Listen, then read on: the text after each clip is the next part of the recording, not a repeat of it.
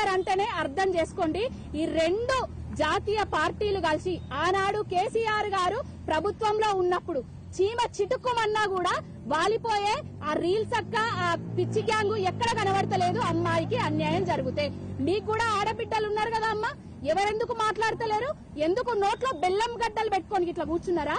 మనకు జరిగితే ఒక లెక్క, పక్కోళ్లకు జరిగితే ఒక లెక్కనా? న్యాయ వ్యవస్థలు ఎవరికైనా భారతదేశంలో ఒకటే లెక్క ఉండాలి. అది కేంద్ర మంత్రి అయినా లేకపోతే ఆటో డ్రైవర్ కొడుకు అయినా కూడా చట్ట ప్రకారంగా ఆయన మీద కేసులు బుక్ చేయాలి, కేంద్ర మంత్రి కొడుకు మీద కేసులు బుక్ చేయాలి, జీవిత ఖైదు విధించాలి, అమ్మాయికి న్యాయం జరగాలి. ఈ పోలీసు వాళ్ళందరూ ఆ అమ్మాయి కుటుంబానికి రక్షణ కల్పించాలి. ఆ అమ్మాయికి రక్షణ జరిగే వరకు, న్యాయం జరిగే వరకు మేము ఆ అమ్మాయి తరపున పోరాడుతూనే ఉంటాం.